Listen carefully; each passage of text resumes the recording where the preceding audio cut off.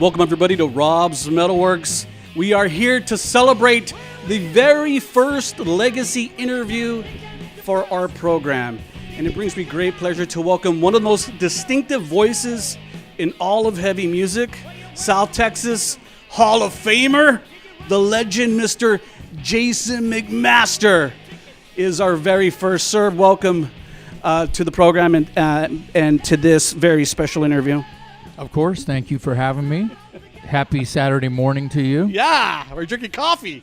That's right. I love it. Love it.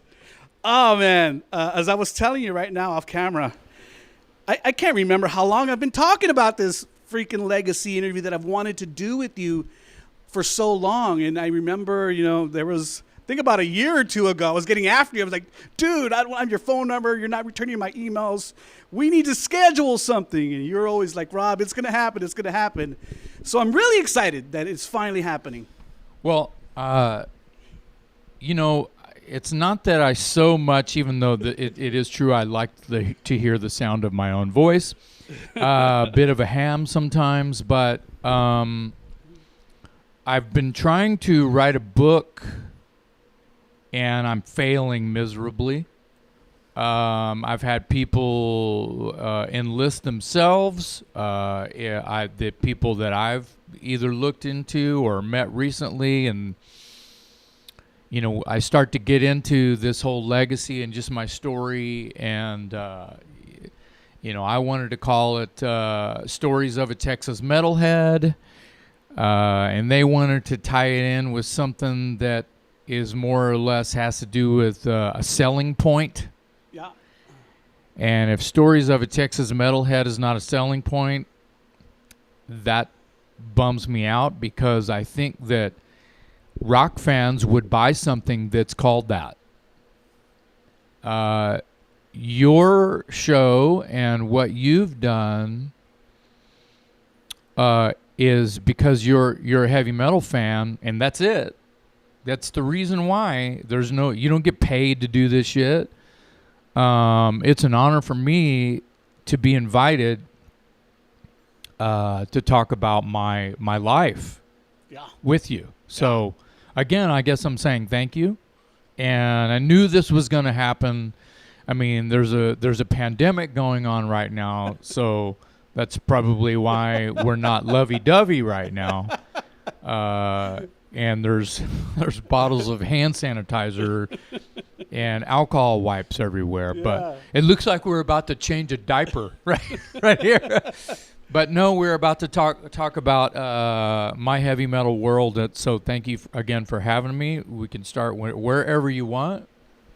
We have to start from the very beginning. And I think that, when people hear Jason McMaster, they think about Austin, Texas. But really, originally, your childhood was not in Austin. No, sir.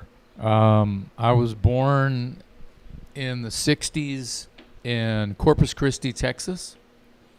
There was only one hospital down there, Spawn Hospital. And, we can talk about Corpus Christi, and we can talk about my school time there, and how I got introduced to rock and roll, et cetera, et cetera. Let's do that, because I think that's crucial to the journey. And just to quickly comment on your book title, I like the book title. Don't get me wrong, the book title, but you're a special metalhead. Okay, there's just metalheads out there who are fans like me. Well, I'm a fan. Yeah, too. I'm a fan before anything else. Yeah. I mean, we're all fans. Yeah. Everyone who's a songwriter who is stepping into the light for the justice of heavy metal music, they're fans because they are that. They wear that brand. Yeah.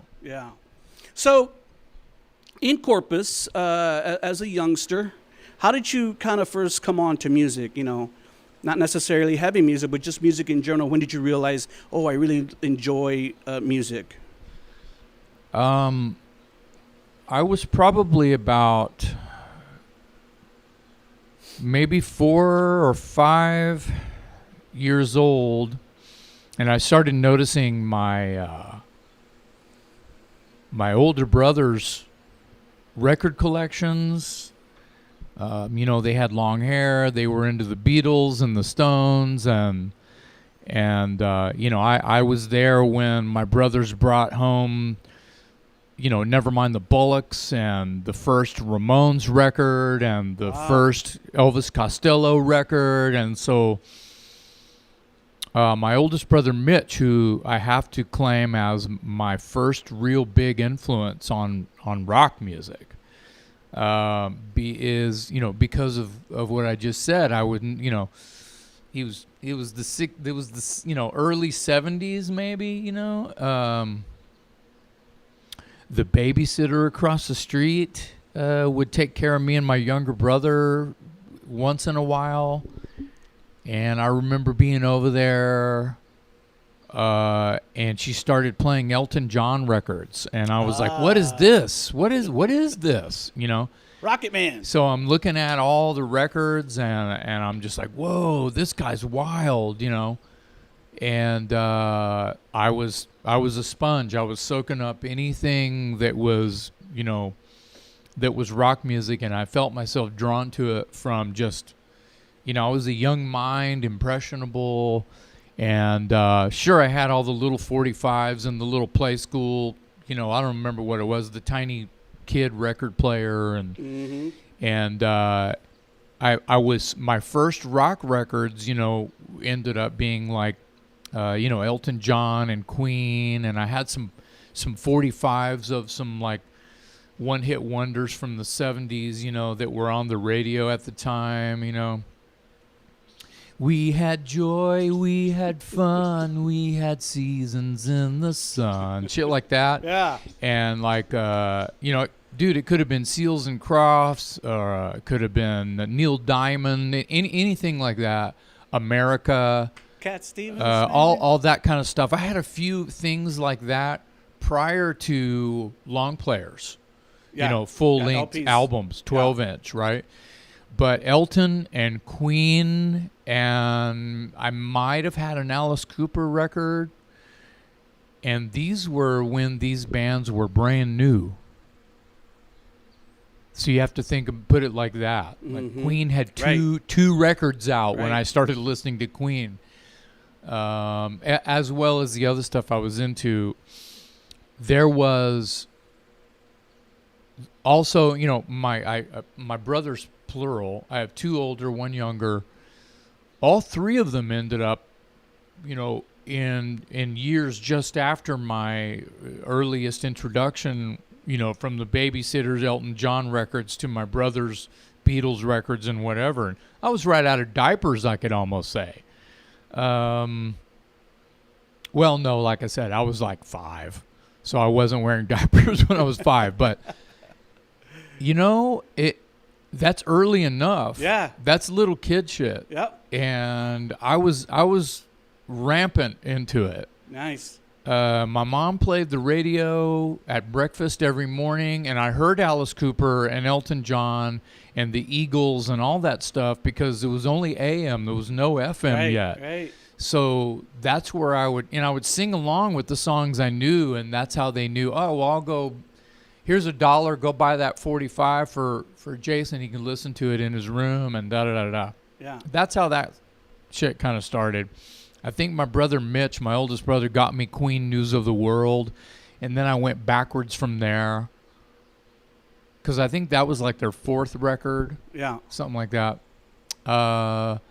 Anyway, my brother Joe, who's between Mitch and myself in age, he had the Gods and Moxie. Yeah.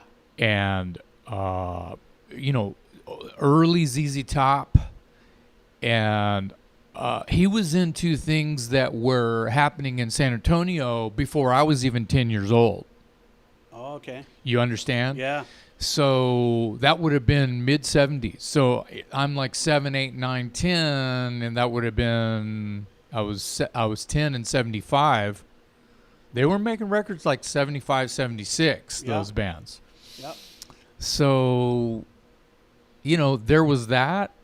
And, of course, my favorite song on the Gods record was God's Rock and Roll. rock and roll machine, the Gods of Rock and Roll Machines, right? And I didn't know about Joe Anthony. I didn't know about Lou Roney. I didn't know about any of that shit that was happening just a couple hours away, where radio stations were really shoving that down people's throats because the phone was ringing. And I got into Triumph. I got into Rush. I got into, but I'm leaving a giant stepping stone out. Before my UFO and Thin Lizzy and Rush and Moxie and all that stuff, it was a time period where my neighborhood friends, who also had older brothers who were also influenced by their older brothers' record collections, whether they knew they were going to end up being a musician or not, they were into this band called Kiss. Yeah.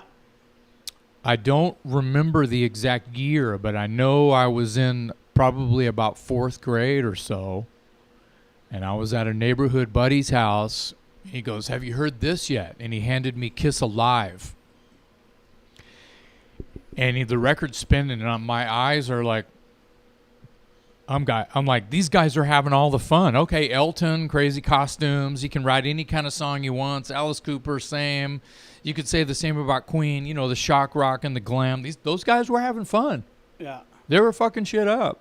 But I looked at Kiss and I was like, this is like everything a young person's who's into rock music would want to see or become or follow or paste their entire room of posters of, or just like a fantasy, an escape. And I was so into it, it scared my family. I was obsessed with Gene. Who was your favorite? Simmons. I was obsessed with Gene Simmons, but all 4 of them. It was a really big deal, and my brothers ended up making fun of me. And the weird thing is my brothers are not the ones that turned me on to Kiss. It was the neighborhood kids. So they didn't like Kiss?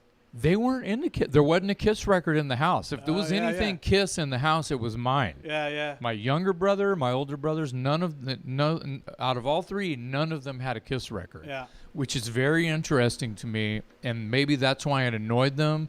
Maybe Kiss scared them too. Maybe they thought grown men wearing makeup, kicking their legs up, and I don't know. Maybe they thought that was just a little,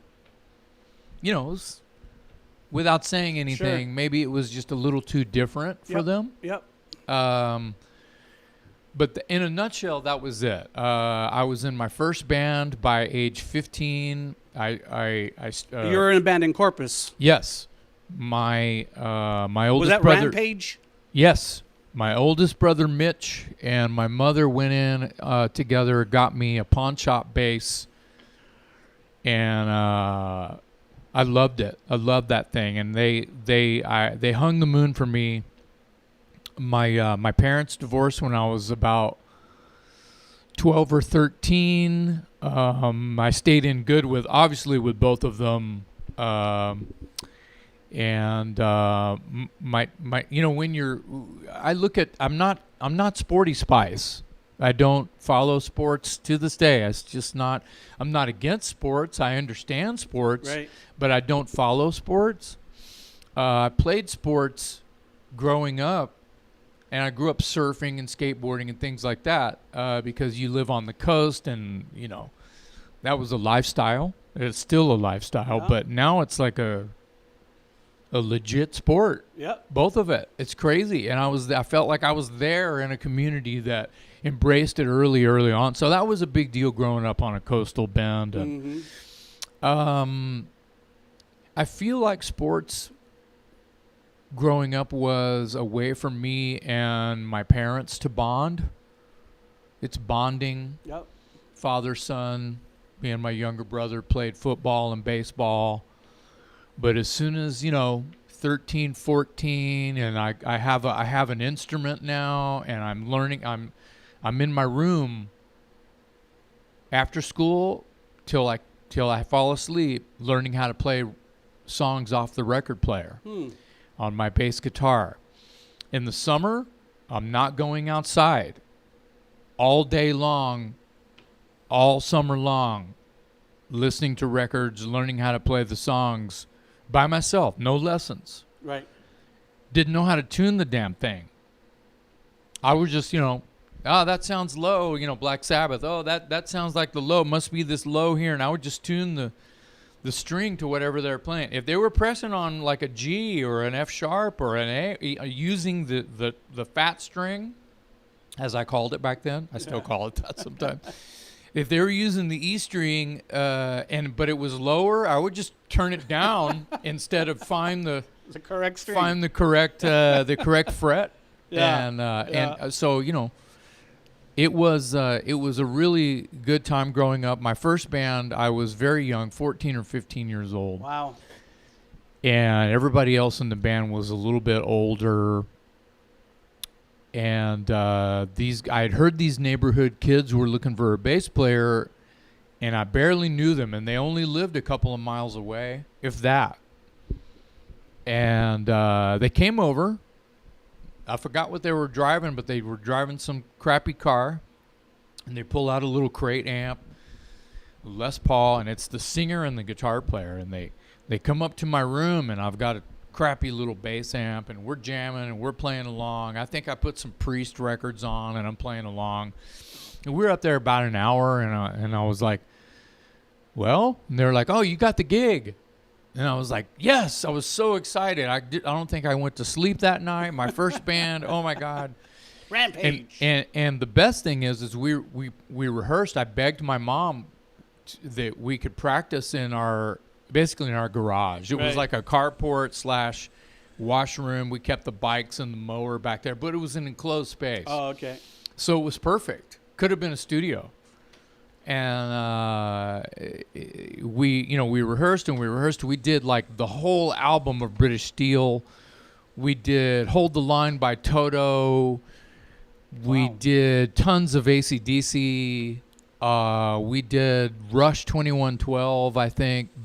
Probably not very good, but we. I was about to say. It wasn't about that. Yeah, we could get through it. Yeah. When you're that age and you're just getting through it. So my age would have been 14 or 15. They would have been 16, 17, 18 maybe. Yeah. Did y'all ever play a gig? Yeah, like backyard parties and stuff like that because we're in school. We're teenagers, so it's weekend backyard parties.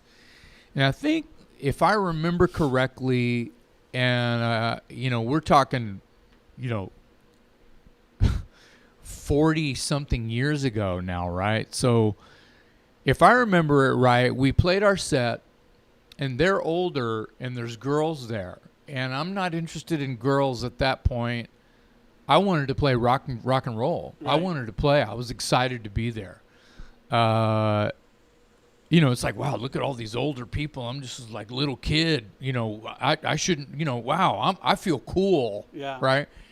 And I wanted to play again. So I'm like, it was like me tugging on their shirt going, can we play again?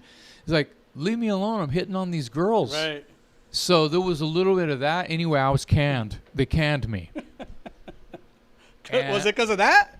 I blame it on that. Cool maybe that's my personal thing. Maybe they don't see it that way. And I would understand why. Maybe they had other reasons why, we got to get rid of this kid. But it's funny how, and I mean no disrespect, I just think it's funny that many, many, many years later, after things that, decent things that happened to my career, right, that when there was, because we're talking pre-web, no digital, nothing. Right. There's nothing digital, nothing. They found you. They mentioned me on their website as a former member. Of course. Somebody you kicked out of your band in 1979, why would you mention them on your website in 1998? It's all marketing. I guess. Anyway, bless them for taking a chance on me because it definitely planted a seed. It's like, even though it's someone's backyard party, beer cans being thrown at me, I don't care. That was rock and roll, and it still is. So, in 82, you moved to Austin. What prompted the move to Austin? Was it your mom wanted to move? Yeah. I want to say it was even earlier than that. I know that it says officially on the interwebs that it was around 82, but it was early, definitely earlier than that. I would say summer of 81, which is kind of important because I was in a band called Fallen Angel. Yep. In 81. So it could have even been summer of 80, Rob. So there's some discrepancy there, and that's fine. And we're only talking about 6 months to a year anyway. So my mother had put this house up for sale, and me and of course, my older brothers were gone. Yeah. They were California. One of them was living here, went to UTSA, I believe. So Mom sells the house and moves to Austin, and I'm living with my dad. And I still had some garage jams with some school buddies, and that would have been 79, 80, probably 80, summer of 80, just before moving to Austin. My mother moved up here. She was here for a few months. She had a few friends from Corpus Christi move up here for the art and the music. Right. She calls me one day. She's like, "You got to move up. You got to get to Austin as soon as possible. The art and the music here, just you are not like my other sons. If any of you guys need to be here, it's you. So you need to come here." Is ultimately what she's saying. She, all respect in every facet to her family. She was choosing me as the one to say, "Hey, what the hell are you doing down there?" Right. And I'm a young teenage boy who hadn't experienced a whole lot yet. And it was hard, but I felt like she was right because there wasn't really anything within reach in Corpus Christi at that age. So I really had nothing to lose other than maybe a less tight relationship with my father. But we stayed as tight as we possibly could via the few-hour drive, right? So she comes down in a U-Haul. We throw as much stuff she's got left over in the house in a U-Haul, and we drive to Austin. I remember going through a Dairy Queen on that drive up with all my stuff in that U-Haul, and the truck was too high, and it knocked out all of the shop lights in the drive-through. It just I'm like, "Mom, you're breaking out all the lights." She's like, "Shh, pretend like nothing's up." And we got our food. We got our food, and she was like, "Thank you," and we drove through. Wow, that was before surveillance. As well. I'll never ever forget that. So she didn't say because it had a height clearance sign, and we were going through that drive-through. So you get to Austin, and you're Yes, sir. You're in high school. Are you in high school? This was in high school. Yeah, I was. This will put a little bit of more perspective on it. I went to 9th and 10th grade in Corpus Christi. My 10th grade was at W.B. Ray High School, where Farrah Fawcett went. Oh, wow. Where my parents went. And that was painless. That was painless. I can't believe they didn't fail me because I only went about half the time because I was, again, obsessed with rock music, and all I wanted to do was play music. All right. I don't remember having any kind of job yet. Of course, I'm only 16. Okay? So anyway, I'm in Austin. Don't know anybody.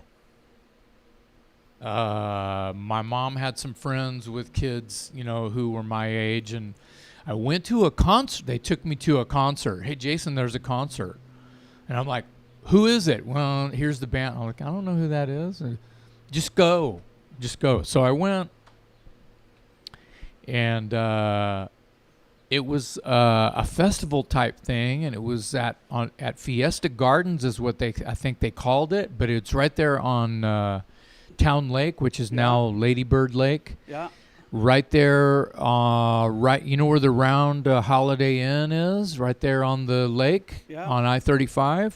So across the highway, that's where that is. There's a field. There's like a couple of, there's an old folks home over there or something. Anyway, there's a field with a stage, and it's on the lake. And I think the Skunks played. A bunch of legendary bands played, but I'm not going to be able to name them off right now. But there was one artist that gave me hope. What was that? Made me really, I think back now, made me really want to give Austin a real chance. And that was, well, I'll tell you, I'm watching the stage. There's not a whole lot of people there. I don't remember there being a whole lot of people there. And there's vendors and stuff, you know, and it would have been, you know, summer of 80, you know, something like that. And I'm like, you know, it's okay. And I'm kind of turned around, and I'm sort of walking away from the stage. And all of a sudden I hear, two-headed dog, I've been working in the Kremlin with a two-headed dog. Yeah. And I was like, dude, that's metal. And I turned around, and it was Rocky Erickson from the 13th Floor Elevators, had his own band, because he's from Austin. Right. The Elevators are from San Francisco. He's from Austin. Right. And he had a band called Rocky Erickson and the Explosives. And since this was, you know, 1980 or whatever, the Elevators were kind of done. And so he's back at home, and he's got his own little thing going on. And Two-Headed Dog turned my body around and drew me right to the stage, and I watched the rest of their set. And that's psychedelic music is what they call it. Yeah. That's psychedelic rock. But when you think about what it is and what they're doing and the subject matter of a lot of psychedelic rock, or acid rock as they used to call it, it's very, very much the stigmata that is heavy metal music. Yeah. About the unknown and basically freedom to express whatever you want. Rebellion. And that's my first experience of Austin music, was Rocky Erickson and the Explosives playing Two-Headed Dog, which is metal as shit. You talked about you being in this band called Fallen Angel. Yes, sir. Was that the first original band? I mean, there in Austin that you were doing, and was it metal? Not original.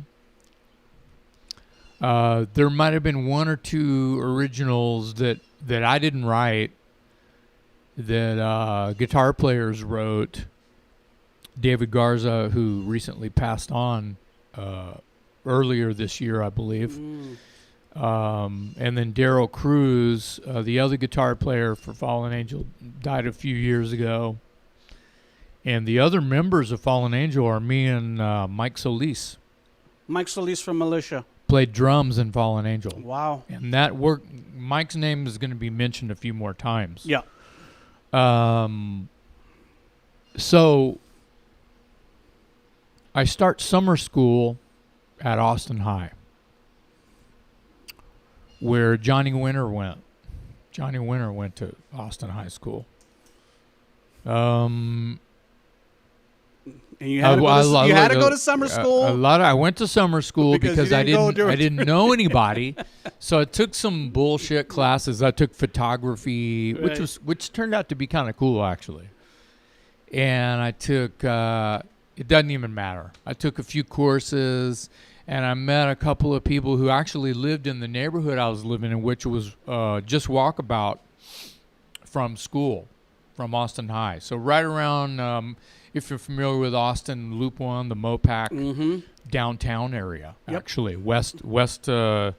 East of Mopac, but west of downtown. Right there off Lamar, basically. Yep. I know that area. Yeah. And you have to think about that area in 80, 81, right? You have to think about that area. It was totally different and super, like... Gritty?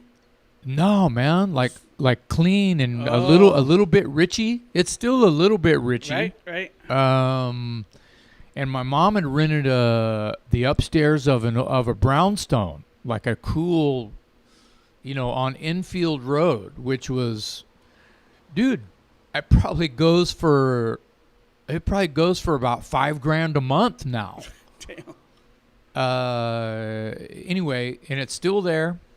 Anyway, so my brother Randy had moved up by that time as well, and he was starting at Chula Vista Middle School. I don't know maybe 8th grade, something like that. So, and I'm starting 11th grade, I think.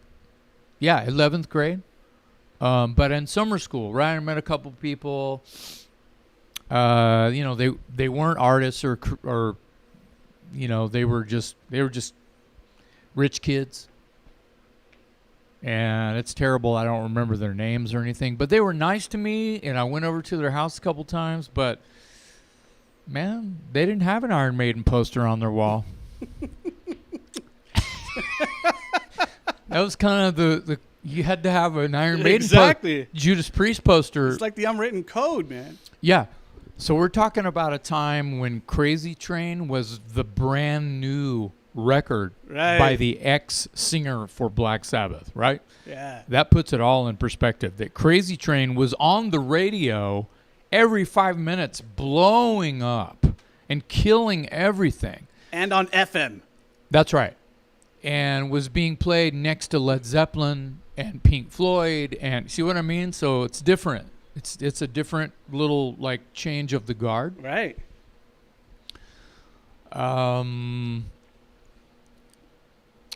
But, Moving Pictures was out. Rush was doing, a lot of the 70s bands had figured it out to be on this new FM radio, right, by that time. So, and, Joe Anthony had already broken all of those bands anyway. Yep. It was 80, right? Yep. Those bands had been on the road for 3-4 years by now. So, and I mean, the bands I'm talking about. Yep. Moxie, UFO, da-da-da-da-da. My first concert, we didn't talk about that, Corpus Christi, if I jump back. Go for it. Rush and UFO, 77, Corpus Christi Coliseum. First, like, real rock concert. I was, like 13. Would you say Rush and UFO? Rush and UFO with Michael Schenker on guitar. Oh, Michael Schenker. And so it was the real UFO. Yeah. And that changed my mind. It was like I was in synagogue. It was like I was at mass. I know how faithful you are, and I like when you use use the word real. I was at church, and I started crying. And my seats were shitty, dude. I was like nosebleed seats. And I was, Getty was an ant. That's how far away I felt I was. And UFO blew my mind, and Rush blew my mind. And I was there with a school friend, and I'm just like emotional. And I think it was really that moment where I realized it's like, I want to do this. This is heroic. Right. These people bringing these other people together. It's as heroic to me as a preacher preaching the word of God and Jesus. Right. It's the same thing to me. And I totally believe that to this day. That if you can make someone rejoice, emotionally uplift their soul to where they are feeling wonderful about what it is that they're soaking up with their friends and their fellow man. Oh, and there's a loud rock and roll band that's causing this uplifting spirit. I'm all in. I'm all in. I'm all in. Okay, back where we were. I'm at Austin High, 11th grade. It's the first day of school. Did you meet Mike Soliz there at the high school? You're reading my mind. All right. It's the first day of school. I walk in. I go to homeroom, a couple classes, whatever. I'm wearing a leather jacket. It's like August. And that's all I remember. I was wearing a leather jacket. And I walk into the lunchroom. And I'm like, 11th grade, I'm nervous. I don't really know anybody. And I look over to my right. And there's a dude with long hair, wearing a Motorhead shirt in 81. And I'm going to talk more about the Motorhead shirt. Yeah. Timeline, right? 81, dude wearing a Motorhead shirt, long hair. Total Bad News Bears, dude. Chair leaned up against the wall. He's leaning in a chair against the wall, looking all cool, looking all badass, putting out the vibes. Mike Soliz. And as you mentioned timeline, I mean, I'm thinking, the of course, gadgets are turning in my head. I mean, really, that was at the time when, if you saw this dude wearing a Motorhead shirt, then to me that would have said, first of all, this dude's really in tune with what's happening with heavy music, because the new wave of British metal had barely just started coming over at that time. Not to talk over you, but yeah, 78, 79, Iron Maiden was, Motorhead and Iron Maiden and Saxon were already bands. They were already playing. They were established bands. They just hadn't really achieved album status yet. Like the world doesn't know who they are. The world doesn't know. But in that little scene, everybody knows who they are because of the Roundhouse tapes, where they would, record a demo and there was DJs that would play it at the disco, people would dance until midnight, and then all the losers would show up and sneak a pint, and listen to the, it was a darker theme would happen after the disco, right? And that was those headbangers, the punks kids and stuff like that, and various discotheques in London. But anyway, that the Roundhouse tapes is a historical moment. Because those are you have to just look up Iron Maiden Roundhouse tapes and then put the year on it. So anyway, in 81, Motorhead wasn't new, but they were new to America. Right. So. And you saw this kid wearing the shirt. So you're like, oh, this dude must be cool. My new best friend. Did you go up to him first or what? Fucking A. What did you tell him? I was drawn to that. I was. What did you tell him? That was that was the catnip. Yep. There's nothing else for me, right? I'm looking around, going, I bet he's the captain of the football team. I bet she's the cheerleader. Right. I bet there's just all the groups, right? I see some nerds. I see some freaks. I see some hippies. I see some, Where's the headbangers? Of course, the headbangers hung out with the punks and the freaks and the hippies. Yep. It's the same group, right? The smokers. Exactly. Marlboro Reds. The smokers, right? So, I just feel anyway, this is like Dazed and Confused or some shit right here. So anyway, I see Mike Soliz, and I don't know his name yet. Right. I see the Motorhead shirt and the total Bad News Bear leaning against, putting out the vibes. It's all right. Got long hair. I don't want to have anything to do with, antisocial. Yeah. Magnets, sparks. I walk up, dude, love your shirt. He's like, thanks, man. I go, you know anybody looking for a bass player? He goes, yeah, me. What? Holy smokes. Love at first sight. And that was the Birth of Fallen Angel? That was it. Wow. Me and Mike Soliz were inseparable for about 3 days. After school that day, he's in my car. I give him a ride home because I think he rode the bus. He didn't live far. Went to his house, walked into his room, He had the Iron Maiden poster. Look just like Myra Priest and Iron Maiden, and even more Kiss. Nice. So love at first sight, and Mike Soliz is still one of my best buddies. So long ago now. Yeah. Meeting him, but yeah, we basically formed a band that day, and he named it Fallen Angel. And this is prior to any. I think Megadeth at one point was called Fallen Angel. I don't see him too often, and I think the last time I saw him was a few years ago. Militia played a show at Bonds, and damn, he can still fucking sing amazing. He's powerful. It was really took me back. And he's the nicest guy in the room. I I'm gonna give you some advice. If you ever see Mike Soliz, you need to get you some of that. Yeah. He's a good egg, man. Yeah. Good people. Oh, my God. Yeah. Best. Okay, let's move on. Fallen Angel was not an original band. Okay. Covers. Parties. Played a couple gigs. This needs to know so we can kind of turn the page. So let's turn that page and let's talk about how you met Billy White. Okay, I like it. Because I think that kind of begins the Watchtower chapter. You're correct. It wasn't long after the Mike Soliz chapter, so to speak, Fallen Angel, because that group was really only together about 7 months. And there's an interesting story about how I became a singer, which we haven't talked about yet. Because when I moved to Austin, I was not a singer. Surprised you didn't ask me that. Well, weren't you singing in Fallen Angel? Yes, but I wasn't a singer until Fallen Angel. Remember, I just met Mike Soliz. That's right. In the lunchroom. You know, and that's true because you did emphasize you loved playing bass.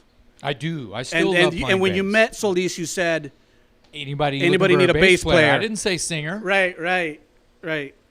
So talk a little bit about that. It's a quick study. So we're in a band. We have guitar players. We're rehearsing at our buddy Joe Valdez's garage. It's funny. We went to a construction site, and you know the insulation. It's like black. It's like a black fiber insulation. It comes like 4x8 sheets. We actually stole a bunch of that stuff from a construction site in the middle of the night, and we loaded I looked like flat tires. My car was just barely anyway, and we used it to insulate the walls of my buddy's garage so Fallen Angel could rehearse in there. It was just a really funny story about these guys, 4 dudes in a little Celica or whatever it was I had, Subaru or whatever, and 10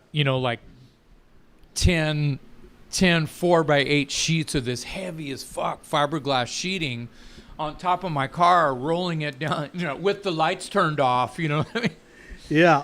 So shoulda, coulda gone to jail. Anyway, so we start auditioning singers. And it's just buddies from school. Hey, man, I'm a singer. All right, come on over and, play some Priest or whatever, AC/DC, whatever. So that happened a few times, and after all of them, and, I hate, this sounds like I'm a dick or something, but, behind their back, I'm, playing my bass, and I'm looking back over at Mike going, giving stink face, and it's like... Yeah. It's like, hey, yeah, you'll hear from us, right? Or whatever, the whole, audition scenario. And me and Mike just ended up singing because even though we weren't singers, we used to sing all the time in the car.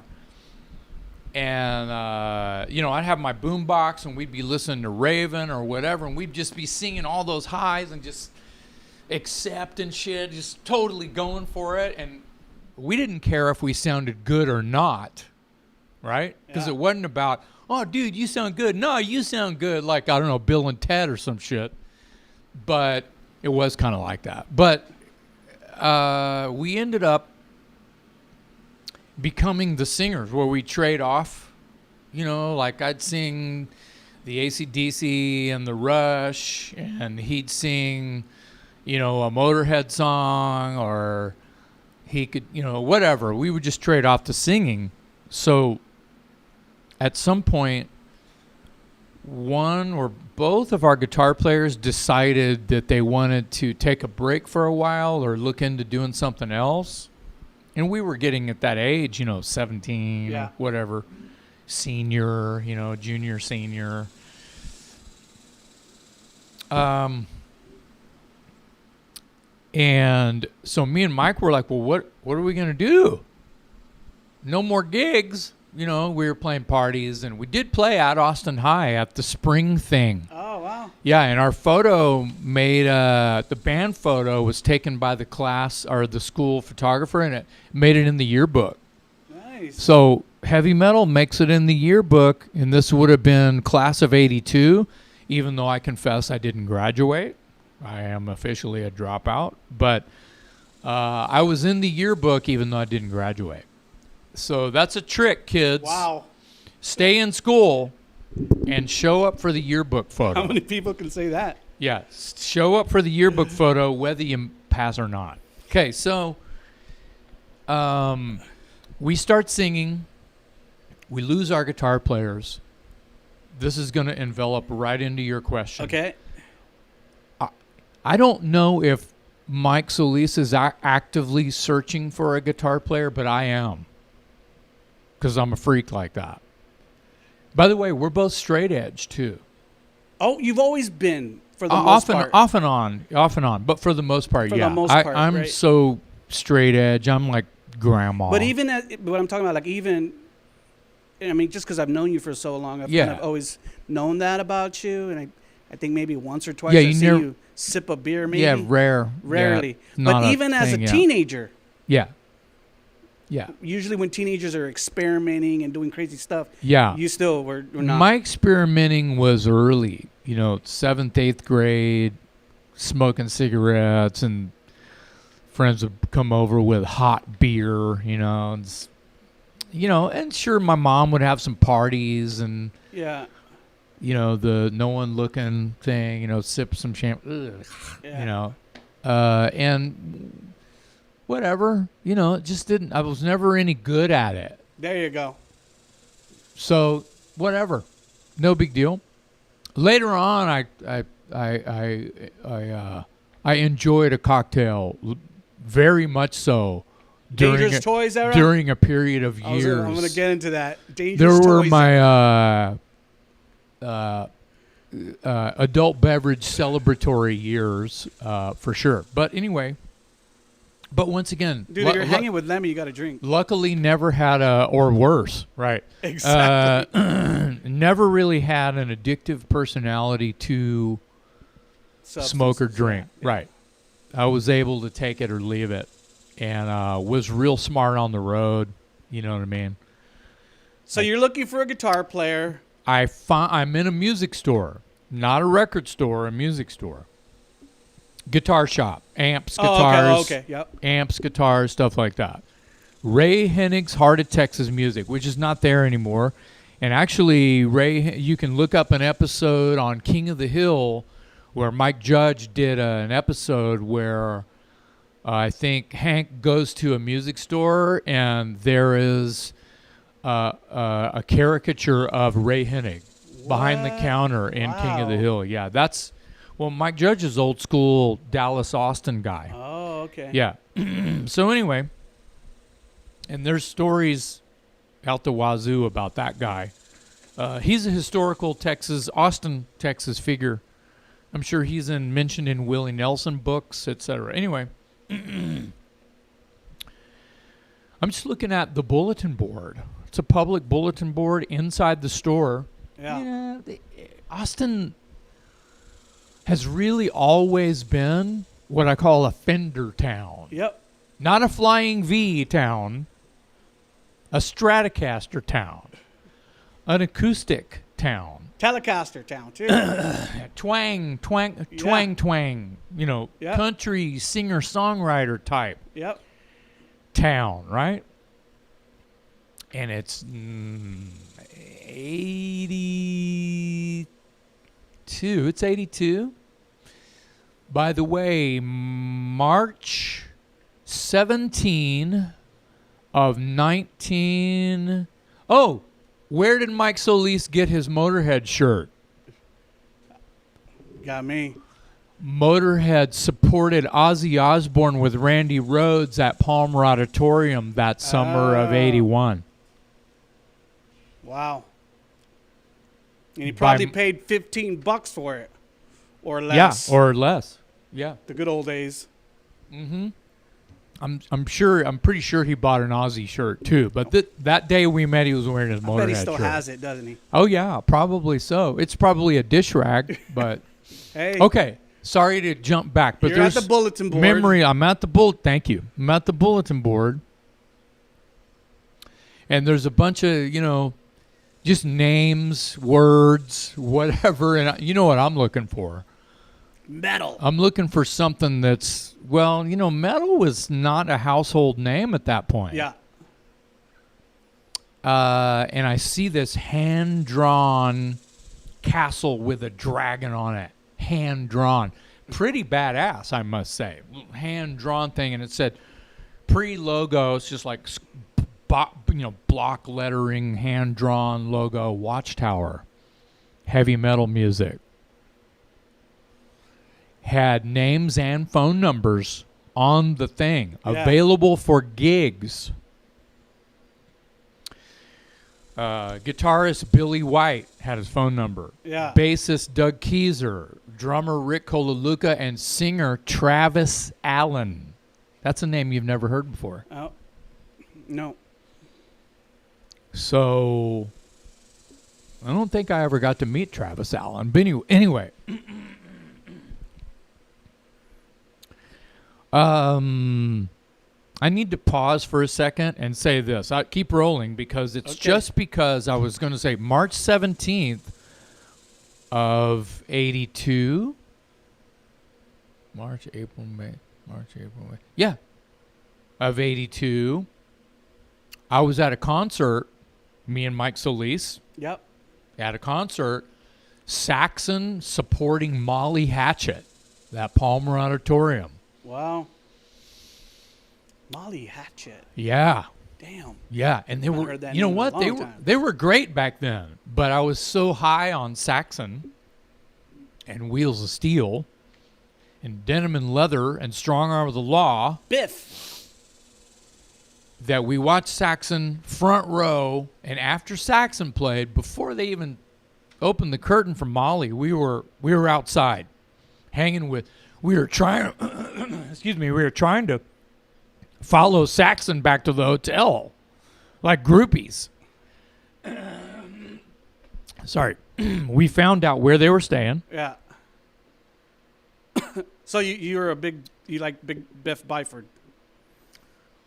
Man, I liked rock and roll, man. And if it was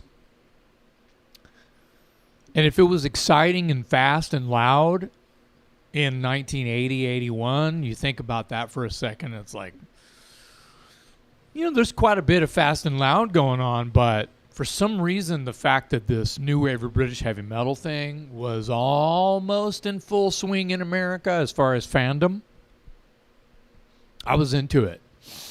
So, Metallica Kill 'Em All is not out yet. Right. Just so you guys know. I'm standing out in the yard, I guess you could call it, out in the grass, and there's people walking around, and the tour buses are backed up and all that. Palmer Auditorium, downtown Austin, March 17th, 1982. And we're hanging with some dudes who knew where Saxon was staying, and they're like, see those two dudes standing over there about 50 yards away? Not that far, 50 feet away. And I'm like, me and Mike are like, yeah. He goes, you see that kid with the hair down to his ass? That kid's name is Billy White, and he's the hottest heavy metal guitar player in Austin.